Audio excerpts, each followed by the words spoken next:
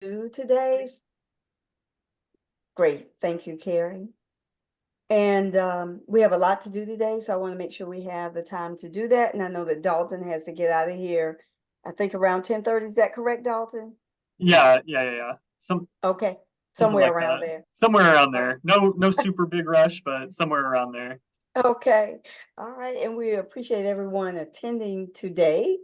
So I'm going to just move right along for the with the agenda, and I have it up so that you all can take a brief look in case you don't have it, because then I'm going to take it down. So please review it quickly. We do have a couple of changes. Rosalie will be doing the introduction and also the update on the rural group work. Um, so we can go ahead and get started. Rosalie, did you have any comments you want to say before we get moving? Just that I am excited to be co-chairing the committee with Daryl and just looking forward to working with everybody as we continue our great work, and excited that Dalton is going to be coming on as our rural subcommittee's chair. So, do you want me to go ahead and do the intro? Yes, and I just want to ditto that I'm excited about Rosalie coming on as co-chair. I'm very happy that Dalton has accepted the new role as chair of the rural work group, and looking forward to your presentation. So Rosalie, take it away. Okay. First and foremost, for those of you who have not had the pleasure of hearing Dalton give his presentation on this particular topic, it is a really good one. So you all probably will be really like, wow, this is great. So I love this presentation, Dalton. Dalton Bailey is the Research and Data Manager at the NC Rural Center. In this role, he conducts nonpartisan research into topics and issues that are important to rural North Carolina and supports the work of the North Carolina Rural Center through internal research. Dalton is passionate about demystifying data and enjoys using his background in data analysis to provide meaningful insights to people and organizations serving rural communities in North Carolina and beyond. Prior to working at the Rural Center, Dalton grew up in a small rural town in Indiana. He graduated with a BS in psychology from Manchester University, a small college in Indiana, in 2020. He then attended Western Kentucky University, where he graduated with an MS in psychological science in 2022.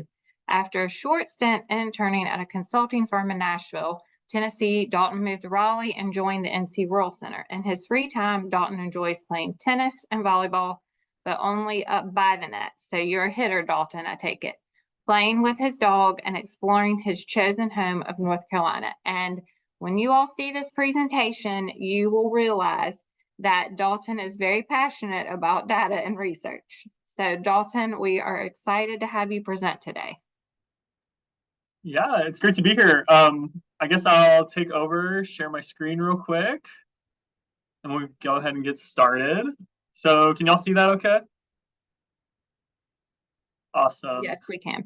Sweet. So, I'm totally cool with like questions or anything. Feel free to interrupt me at any time if anything's confusing or you need me to go into anything a little bit more. Again, I'm Dalton Bailey. I'm the Research and Data Manager at the North Carolina Rural Center. What we're going to talk about today is some older adult trend stuff that I think is important to think about. A lot of this, I'm sure y'all have heard about. You all work with this, I'm sure, pretty often in your day to day. But I do think it is helpful to see everything together, kind of see how it all ties together a little bit. And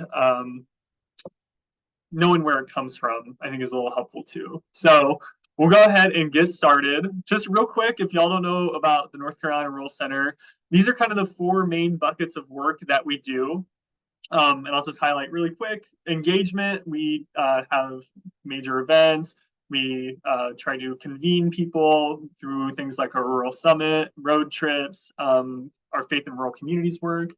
Also have leadership programs, leadership development training programs. They're Ready and Homegrown Leaders. Ready takes place here in Raleigh. Homegrown Leaders, we take the leadership development out to communities. It's a little bit shorter, but it's a really great kind of local leadership training. for communities as well.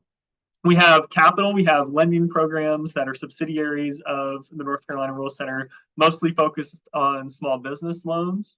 And then we focus on rural communities specifically when we're doing that. And then we have advocacy. So we have people work down at the General Assembly advocating for things, have a little bit of research. I would say if you got to put me in one of these buckets, that's probably where I would fit.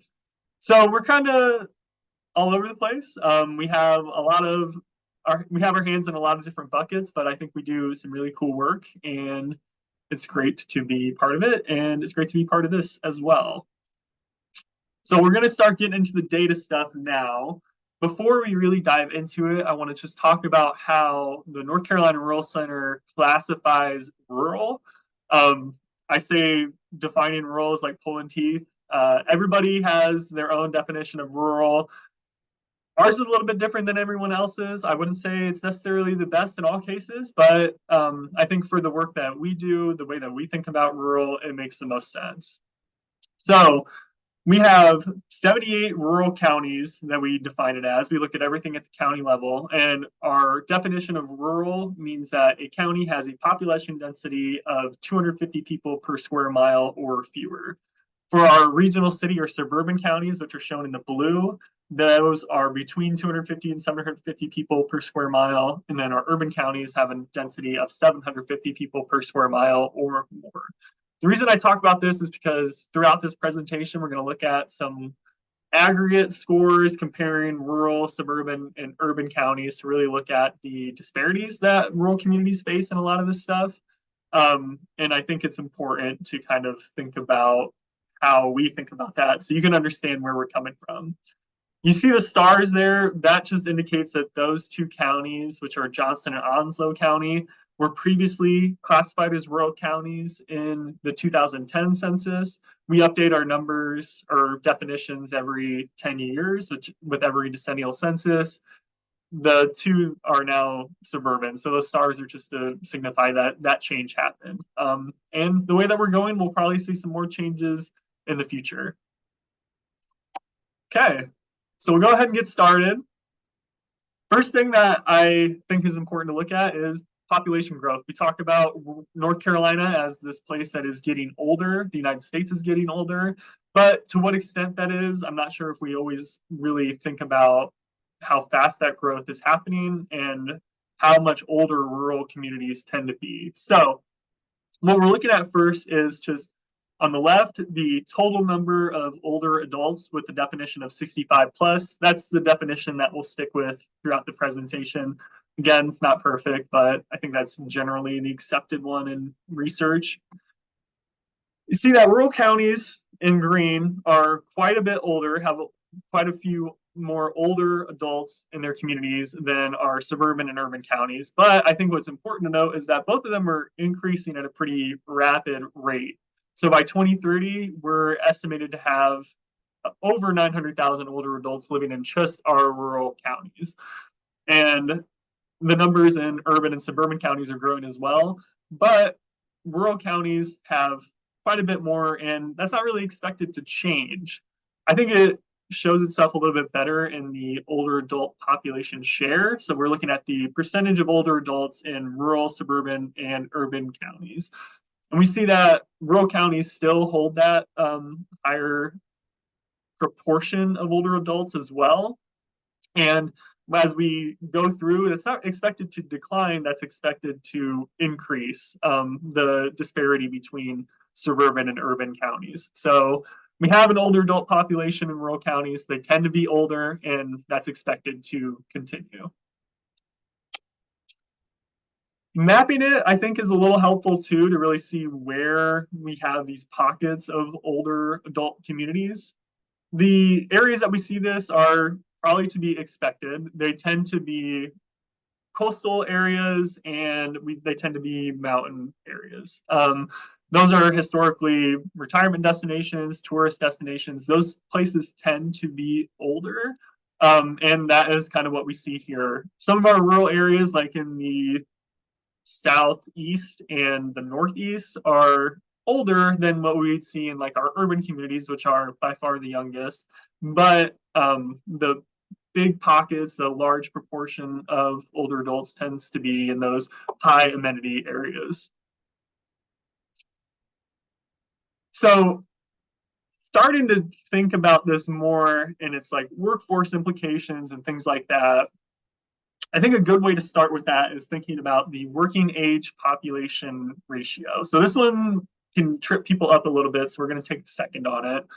But basically what we're looking at here is the ratio of children and older adults to every 100 working age adults in rural, suburban, and urban counties. So for rural counties, we have for every 100 working age adults, there are 36 children, 35 older adults.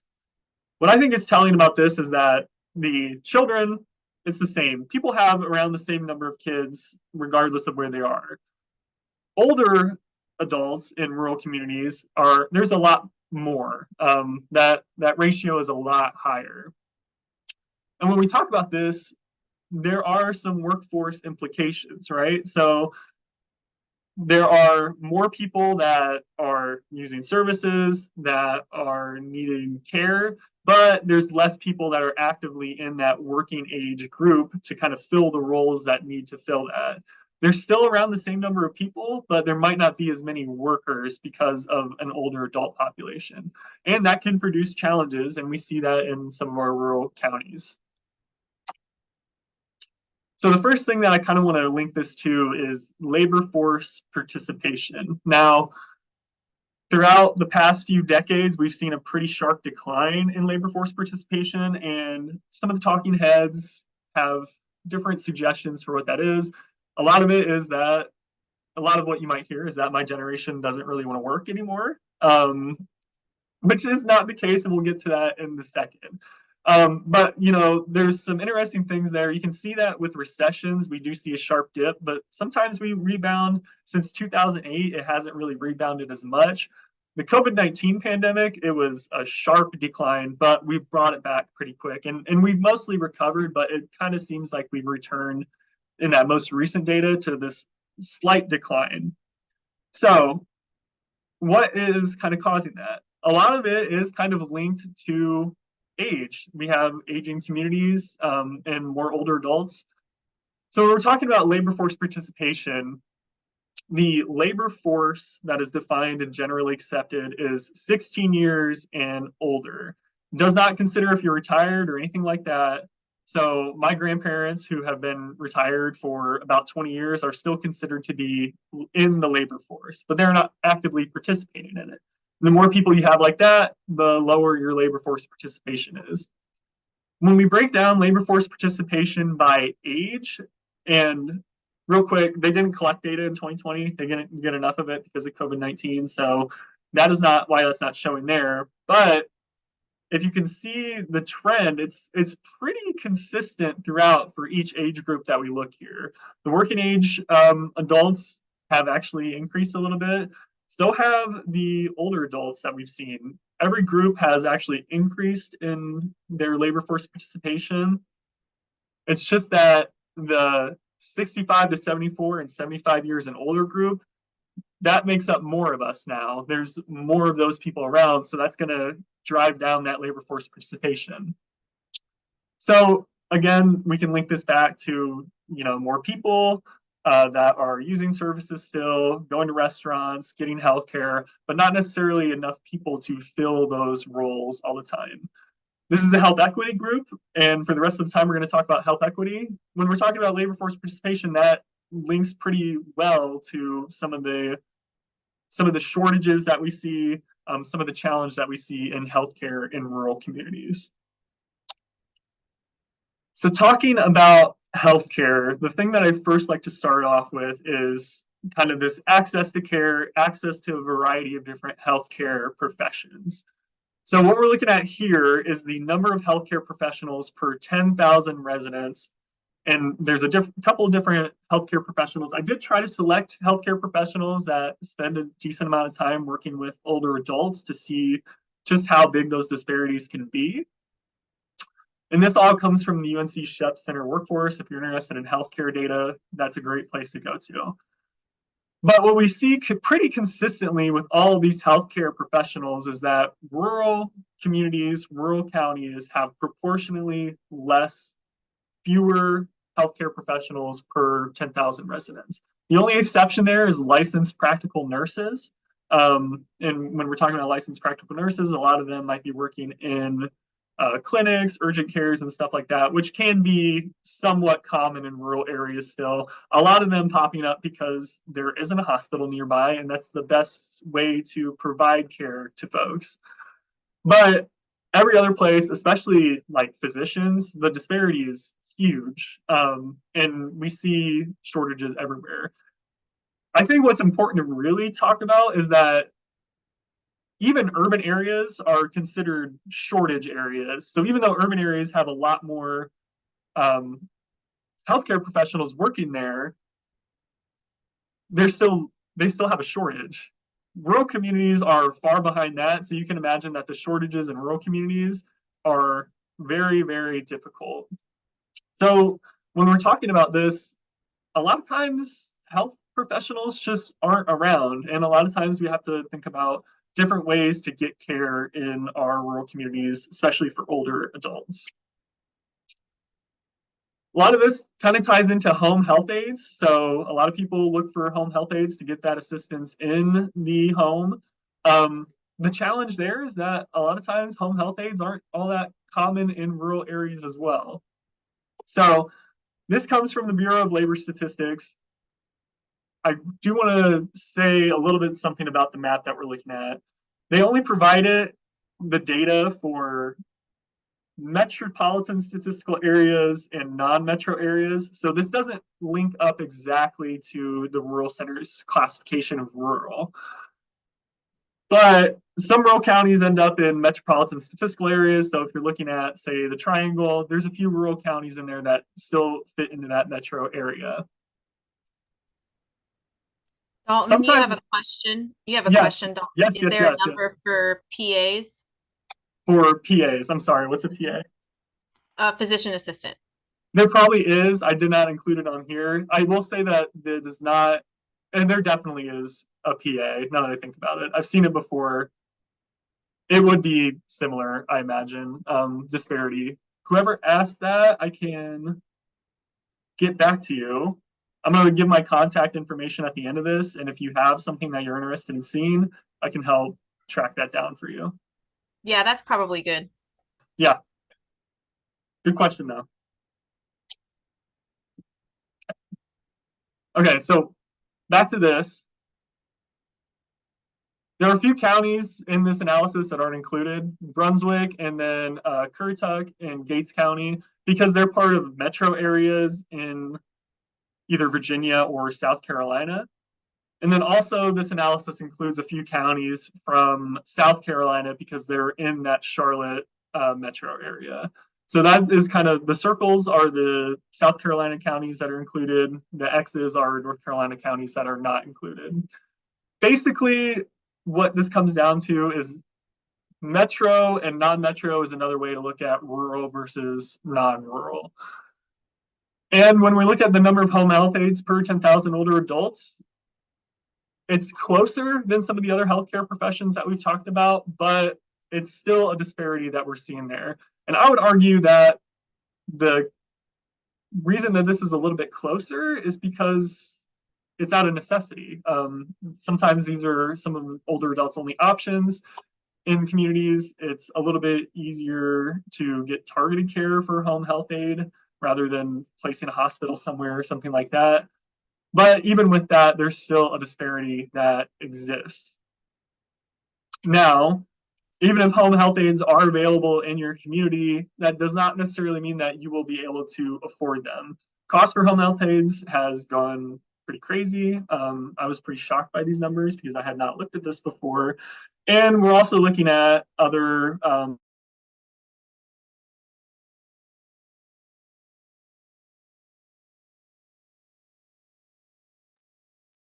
Uh-oh. I think think he Dalton froze. froze. I imagine as we see more people coming in to the community, that would not be the case necessarily. And I saw some people come off mute. You had froze for just a second, and I don't know that we missed anything critical that you were saying because it was only a couple of seconds, but that's why we had come off mute. Okay, yeah. So affordability, Southeast does a little bit better. The Southeast part of the US does better than the rest of the US, but we still see some really, really high costs in a lot of these. And in-home care is really expensive. If we wanted to look at community or assisted living, that can be incredibly expensive. And nursing home facilities are definitely out of reach for a ton of people, especially in rural areas where incomes tend to be lower.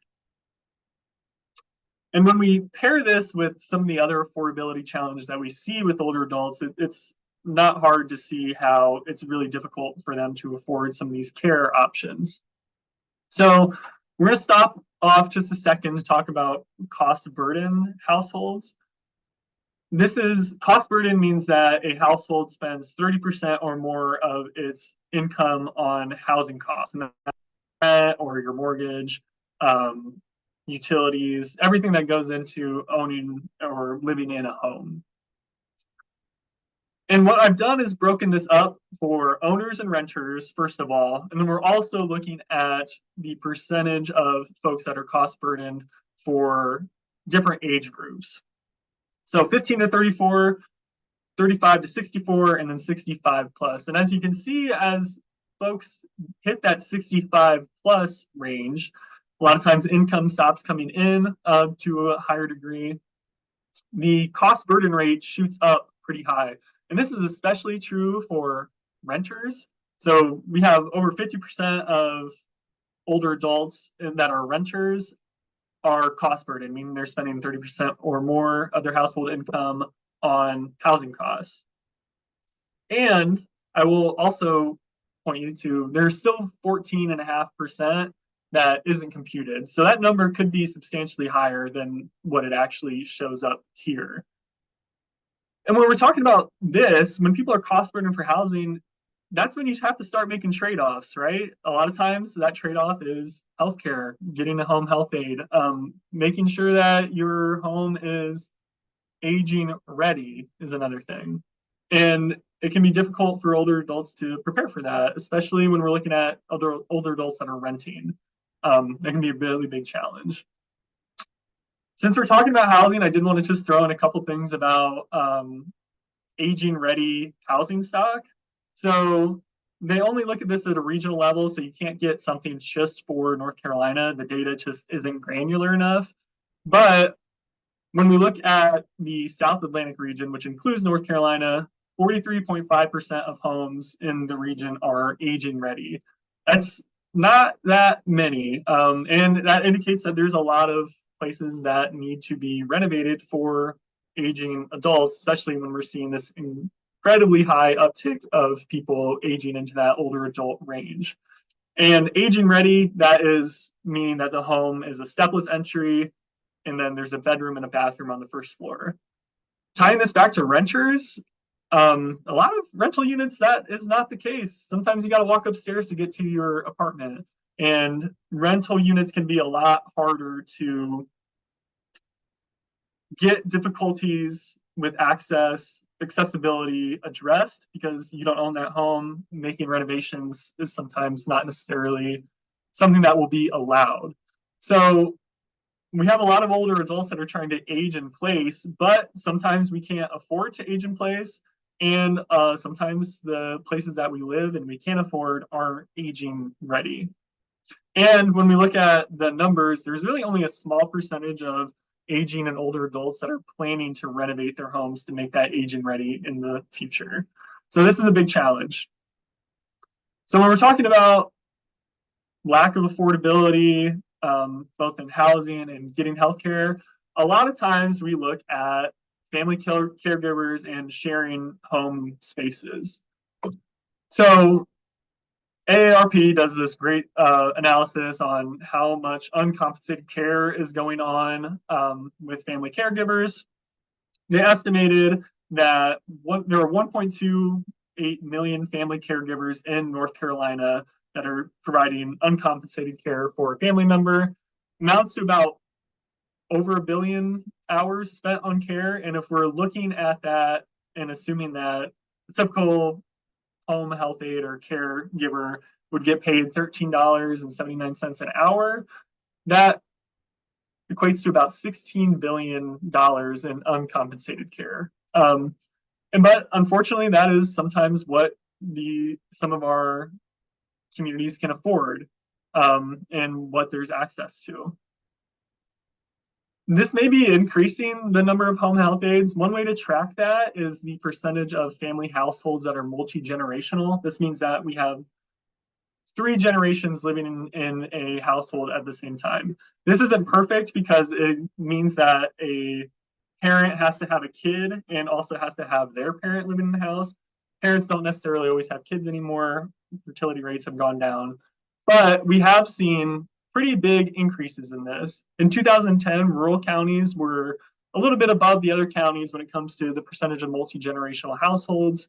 We see that that has increased pretty substantially in all county types, and it's even now for the most part.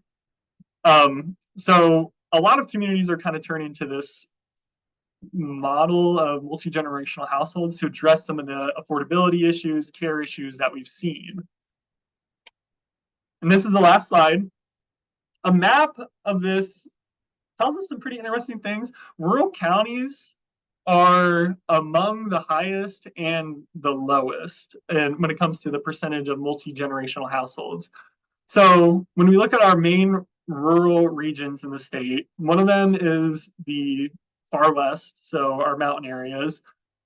Very, very low when it comes to the percentage of multi-generational households. The northeast and the southern part, kind of the Sandhills region, those are very, very high, by far the highest in the state.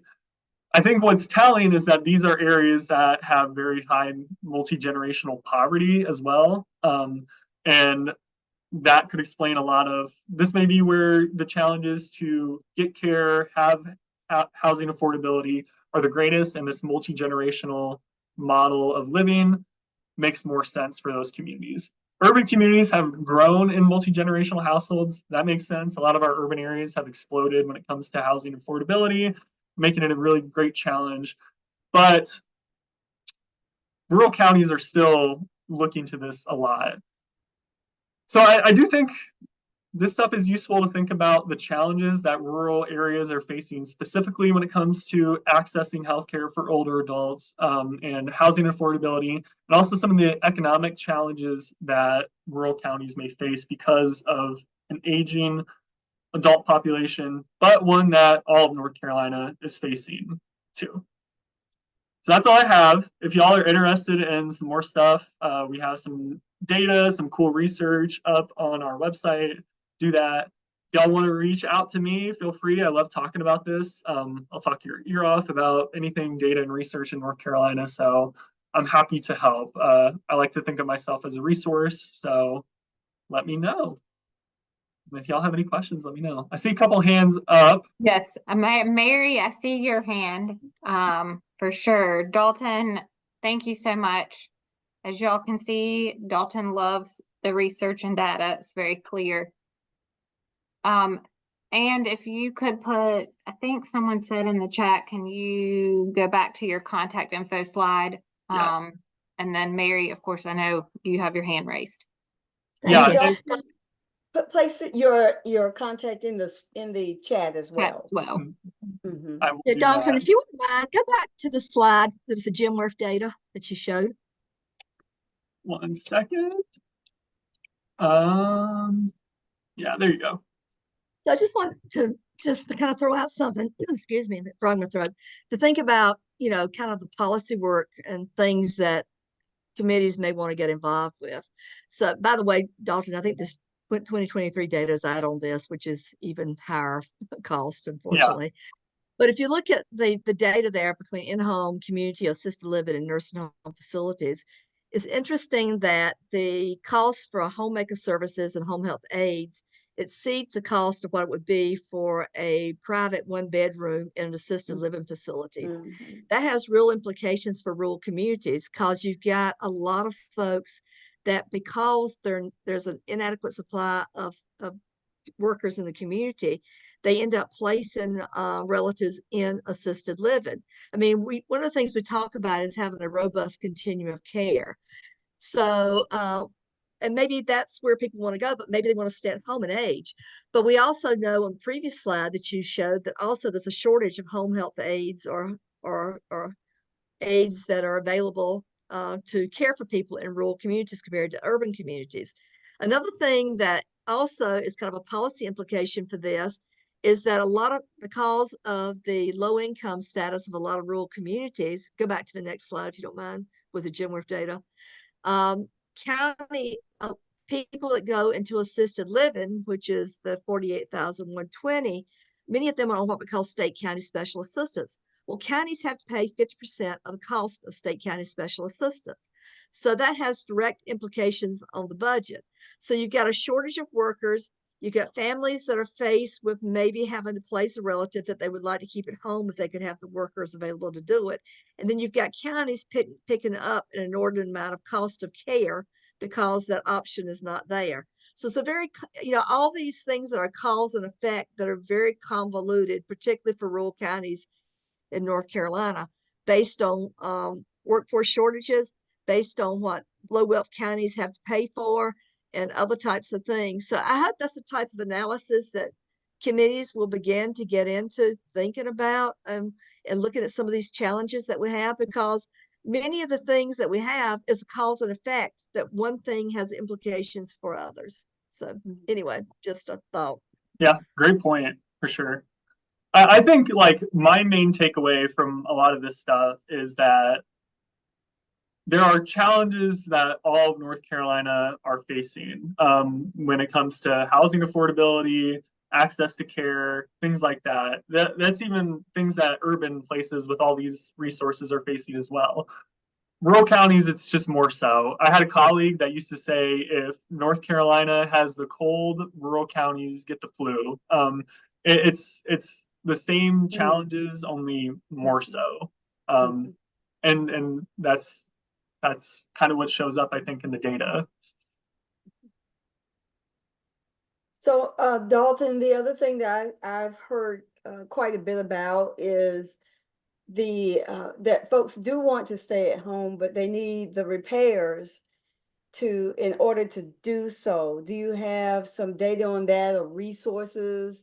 I know that the Habitat for Humanity has a little bit of information on home repairs. They have some information on specifically for older adult home repairs. I think that a lot of that would tie into a lot of people that are living in homes are struggling to afford the home that they live in already. So affording these repairs or renovations to make this aging ready, or making sure that you can access everything in your home still as you age. A lot of times it's kind of like a hierarchy of needs, right? I need a place to live first, and then I can start thinking about how I can better access things in my home. But yeah, I think that affordability stuff is definitely more available than renovation affordability and people that are looking for that. But I think it's telling that we see that there is a challenge in a lot of places. I mean, 43.5% there's only 43% of homes in our region of the United States are ready, but a very, very small percentage of folks that are planning on making renovations to make them ready in the future. And I think a lot of that probably ties into affordability. I think some of that ties into a lot of times folks just don't think about it right away. But yeah, I think that's more of a blind spot than it should be in some of the data. Right. I have a question for either Dalton or Mary Bethel, and I'm sorry, I just don't remember, but does the all ages, all stages report have a special section for all these rural issues? Because they're so complicated and there's they're all wrapped up with each other between state, local, and federal and all that. But I just wondered, does that report give a special focus on the rural areas? Dick, I will say that rural is kind of cross-sectional across all the things. There's a lot of focus on housing. There's a lot of focus on continuum of care. things like that. So I think I think housing is just sprinkled throughout. I mean, really sprinkled throughout all of that. There are a lot of recommendations that give special attention to just saying something like pay it a recommendation on something they say, particularly in rural areas or something like that. But it is cross cutting as well as identified in some specific cases. Mhm. It's complicated, to say the least. Are there any additional questions before we let Dalton get to his next meeting? If not, Dalton, we certainly appreciate you stopping by today and presenting this information. Is going to be very helpful for us as we move forward with the work of the committee. So we really, really appreciate your presentation. So thank you so much. And once again, thank you for taking on the chair role of the Rule Committee. And as Dalton has indicated, just reach out to him if you need any data or have some questions about what was presented today. He'd be happy to answer those. So thank you, thank you, thank you. Yeah, that's why I'm here. I love talking about this stuff. So thanks for having me. Sorry I got to dip out. I feel like I've been working kind of with the coalition for a few months now. It's kind of exciting to be more of like a exact role that I have a well-defined role. So it's exciting and I'm looking forward to it. And we're happy as well. So thank you so much. All right, Any y'all. other comments before we let him go? All right. Thanks for Thank you having so me. much, Dalton. Okay, See bye-bye. you soon. Bye. Um, to back up just a second and make one or two additional introductions. I wanted to make sure that we had enough time for Dalton to get to spend on his presentation. So I'd like to just introduce Carrie Dugas. If you have not met her, she is our new executive director and has been doing a phenomenal job over the last, is it been 2 months yet? 3 months? Time has just moved so quickly. Yes. So if you'd Yeah. like to just say a few words. Sure. Happy to be here. I always love the opportunity to hear Dalton speak. I think it's great just to see some data associated with, the needs of our older North Carolinians. So happy to be here. Love the Health Equity Committee and all of the work that this group is doing in terms of raising awareness for the needs of older adults in all different areas and have different needs. So yeah, looking forward to collaborating more as we continue our efforts. So thanks. Thank you, Carrie. I appreciate that. And everybody knows Mary Bethel. She's the president or chair of our board of directors. And so we really appreciate you being here this morning and everyone being here this morning. So we appreciate that. And if you're interested in joining one of the groups, the work groups that we'll be presenting in just a second, we would love to have you part of the Health Equity Committee. The work it's tremendous work. And it's ongoing, and it will be ongoing because there are a lot of concerns, a lot of issues, a lot of areas, as you saw this morning, even with the presentation from Dalton, that we need to be aware of and address. And so far, the work has been powerful, and we've had great people working to help bring it to reality. Just a couple of announcements. I want to do this early on. Erica Janko, who was chairing the Rural Committee, has stepped back. She's in the midst of her data collection for her dissertation. She's a graduate student at UNC Chapel Hill, and she's done a great job. And so I just want to thank her for her work over the last 2 years, but she has to finish this dissertation. So she's having to step back from some of the other activities that she's doing. Also, Les Geller, who has been chairing the LGBTQ plus committee, just informed me yesterday that he also has to step back. He has a lot on his plate, but he needs to move on. Les just told me that he's 79. I just could not believe it. And that, it's time for him to really move on and do some other things. But he has been a pleasure to work with and has done a phenomenal job with the LGBTQ plus, bringing us information and speakers to help us to better understand that community. So I wanted to make those two announcements this morning. And then Rosalie, you all met her earlier. I'm so happy to have Rosalie. I feel like now we can even move further because we have additional support to ensure that the committee stays on task. And as you can see, we're already on task with the data that we brought forth this morning. So if any of you would like to join any of the work groups, we will greatly appreciate that. So what I'm going to do, Rosalie, did you have anything else to add to that? No, I think you covered it very well, Daryl.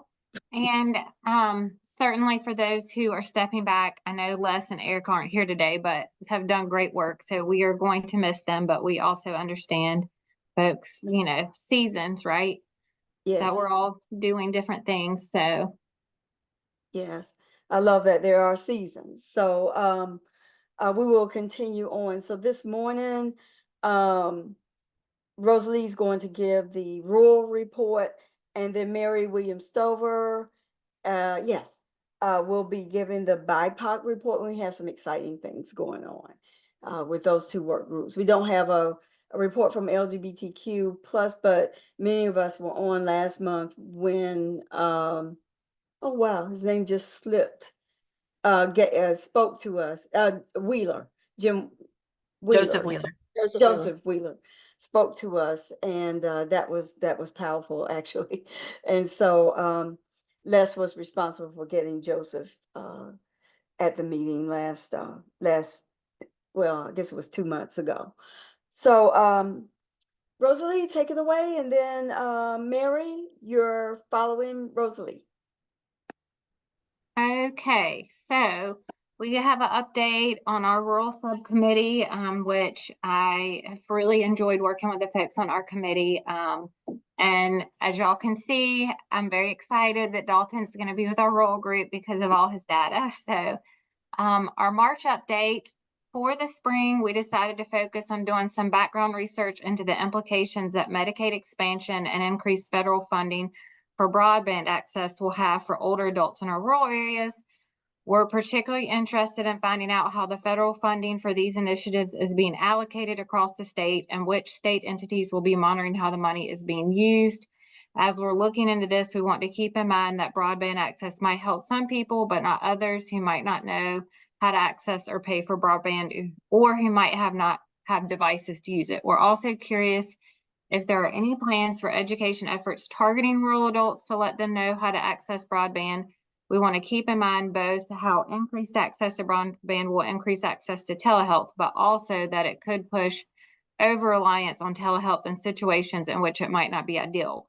We're hoping that by gathering some information on this, we'll be in a position to give NCCOA recommendations around any state policy changes related to the federal funding associated with the Broadband Access Initiative or Medicaid expansion.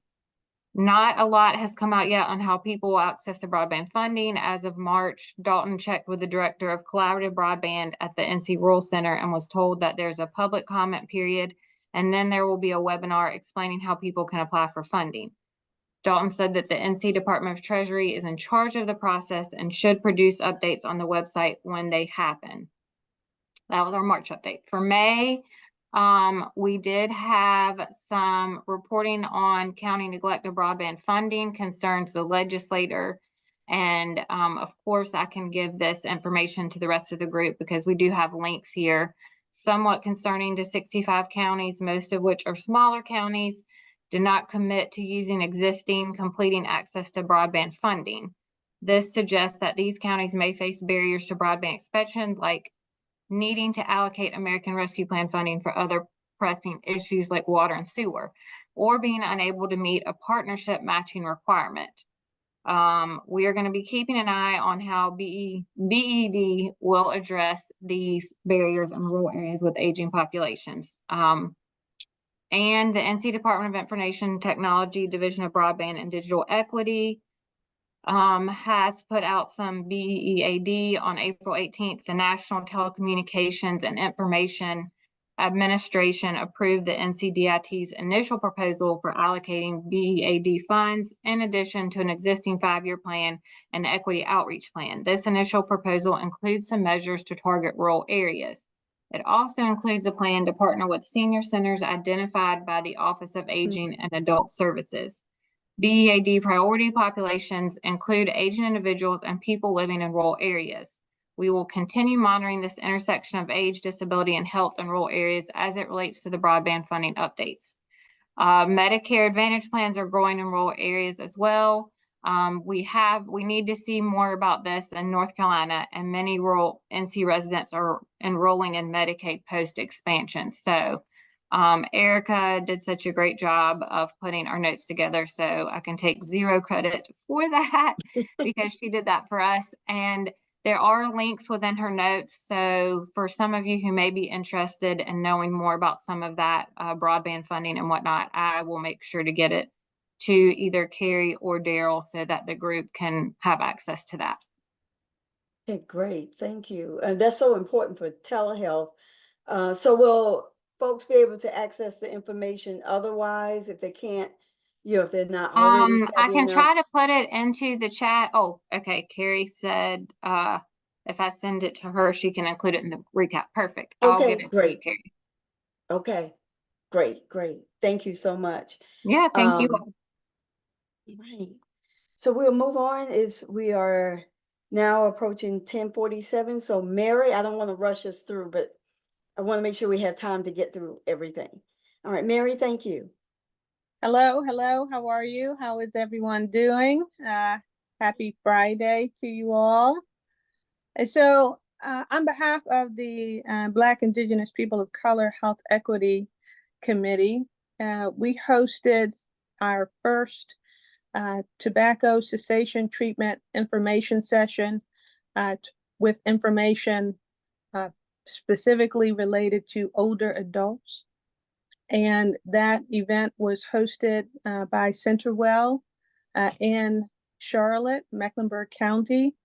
And we had a very small turnout, but also a very informative and casual conversation, which was, I think, really well done. I want to thank Jasmine and Kimberly Bea from the Mecklenburg County Department of Health for presenting excellent information.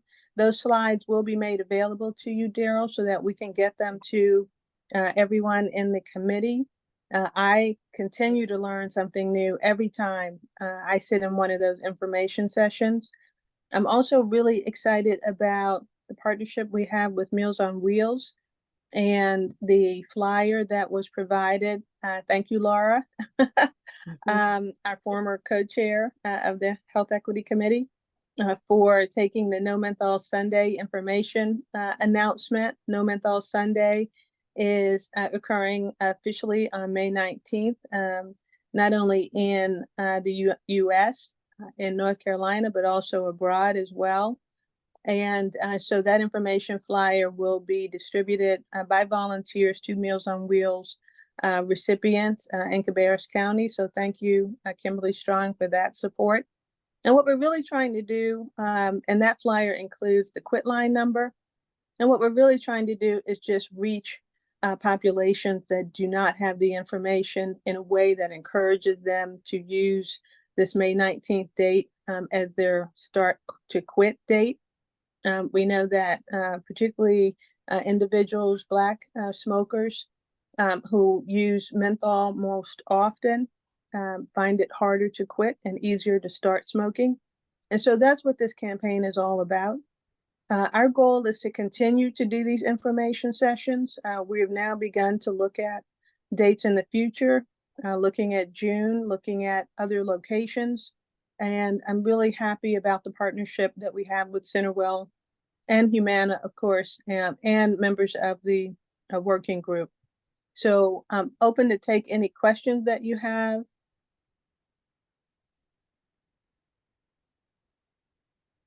Do you see This is any in the very chat? exciting, Mary, because it's happening. And this was one of the recommendations that we made from the Health Equity Committee 2 years ago. So we're finally seeing some things come to reality. So thank you for all of your hard work in helping to get this off of the ground. So we're looking forward to more on that. But the partnerships are really great with Centerwell, with Humana, and with Meals on Wheels to help get this going. And I also want to give a shout out to Alan Winstead. He was part of the committee, and so he helped to orchestrate the partnership with Meals on Wheels. So, Yes, Mary, yes, thank you. Thank you very much. well, you're so welcome. You're so welcome. So this is to all of you who haven't been here before.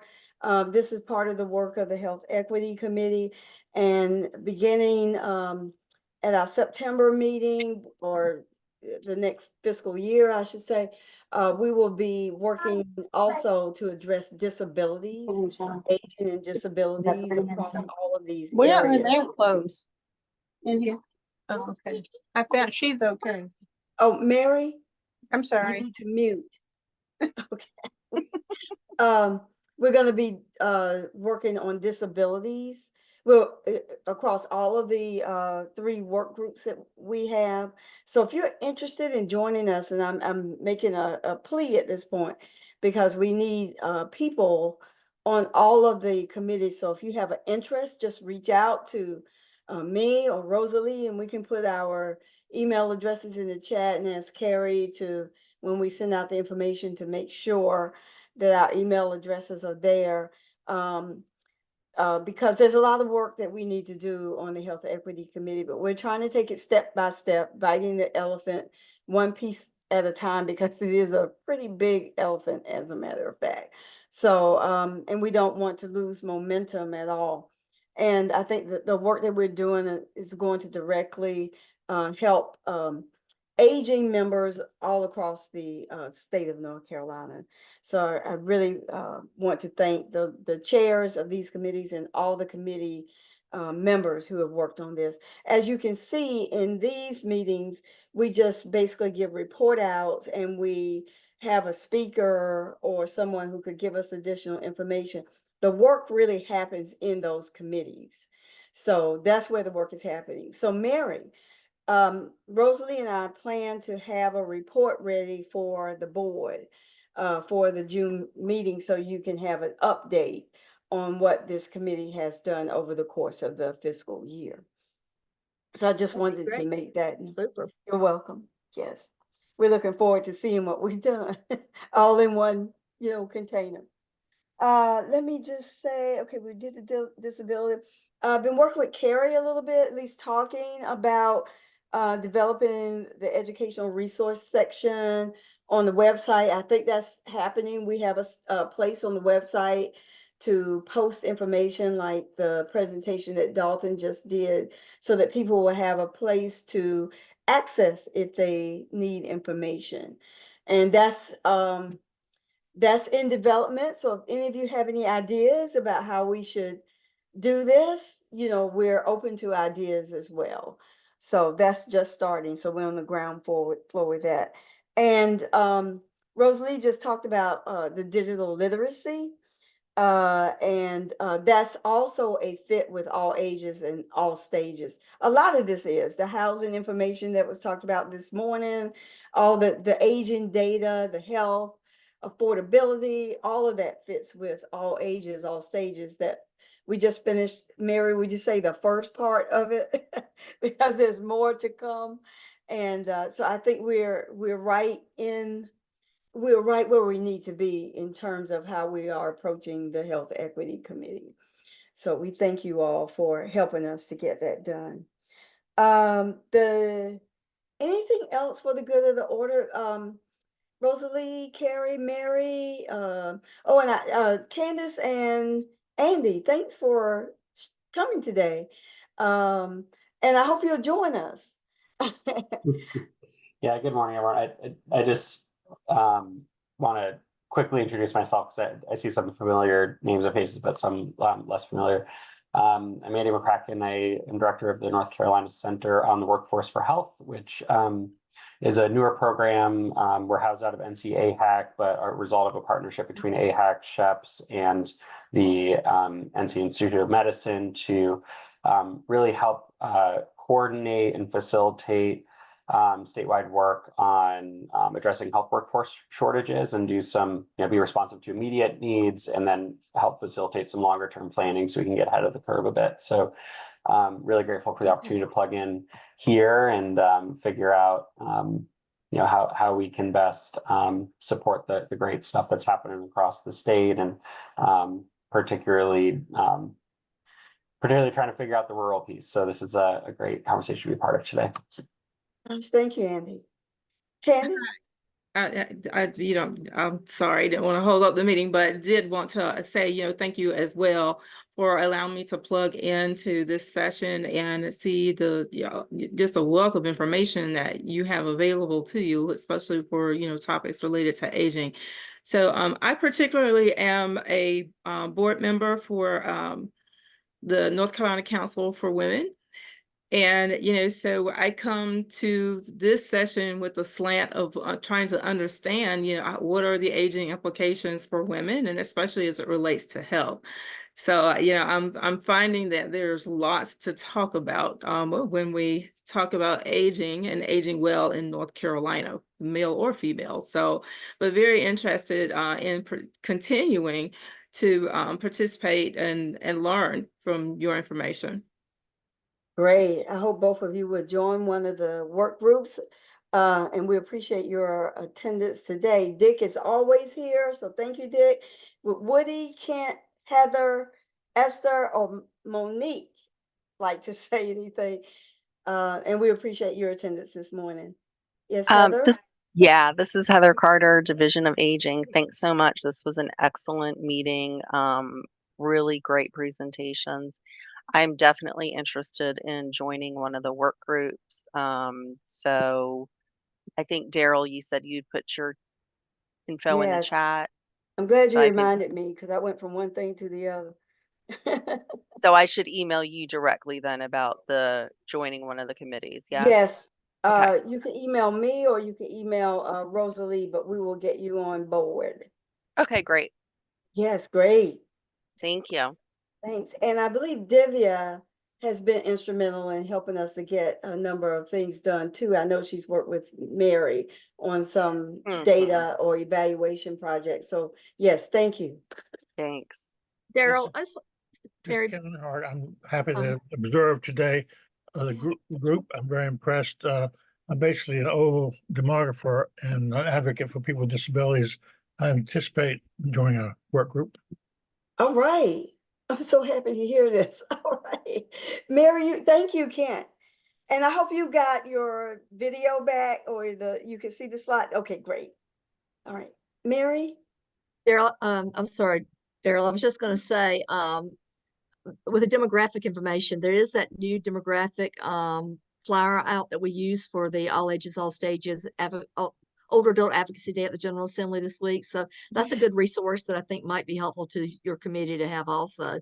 But I was also going to say that, and you've alluded to it a little bit with the digital equity correlation with the All Ages, All Stages plan for the state. But I do think that plan is going to offer lots of opportunities for this committee if y'all want to get engaged in other areas. Back to Dick's question he asked earlier about does the plan specifically have things related to rural? And as I said, it's cross-cutting, but there's a lot of rural emphasis on certain recommendations. So I think when the plan is finally finalized and gets out there, you guys may want to spend a little bit of time looking at it and see if that might help direct some of the things that you guys want to do within the next year also. Because I think there'll be other partners that will want to also do some things. So there might be some opportunities for collaborative efforts with other groups on some of the things that would be of interest to this committee. Thank you, Mary. I think it's important to have more of us working toward the same, goals. And since all that work was put into all ages, all stages, it makes sense to really try to make sure that we fit.